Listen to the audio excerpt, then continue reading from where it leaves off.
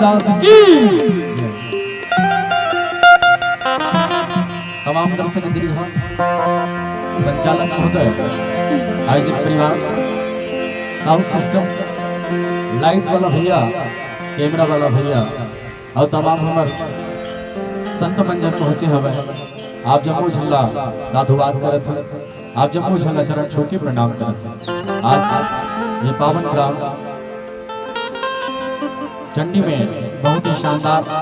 बाबा गुरु घासीदास जी के सत्संग भजन के आयोजन जिमाज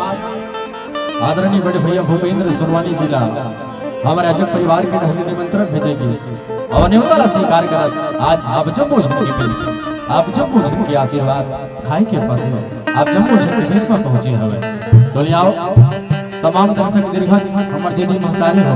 भैया हो लइका बूढ़ा जवान सियान हमार तमाम युवा साथी हो आप जम्मू की खिदमत में हाजिर होय पर जावत हवे सतनाम के बिरवा सत्संग मंडली ग्राम बरबसपुर जिला महासमुंद छत्तीसगढ़।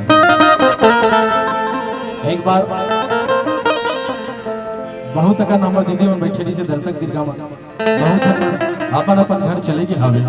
लेकिन जतका जन मौजूद हो निश्चित तौर पे ये मंच के और यहाँ पर तमाम दर्शक दीर्घा जतन जन बैठे हवा ये कार्यक्रम के आप जम्मू जन शोभा बढ़ावत हवा तो जतका जन मौजूद हो मैं चाहत हूँ एक बार जोरदार ताली के साथ बाबा गुरु घासीदास जी की जयकारा लगाता तत्पश्चात यह हमारा कार्यक्रम आप जम्मू जन की खिदमत में हाजिर करे के प्रयास करता तो बोलिए बाबा गुरु घासीदास की।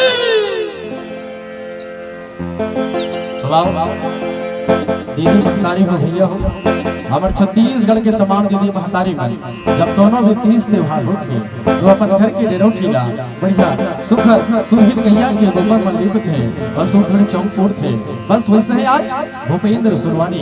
अपन नाने नाने टीम लेके आज आप जम्मू झंडे अंगना में रंगोली सजाई के खातिर और चौका पूरे के खातिर आप जम्मू झंडे के बीच में पहुंचे तो ले आओ कार्यक्रम के आगाज आज बाबा गुरु घासीदास जी के वंदना गीत के साथ आप जम्मू झंडा जोड़ी पर जावा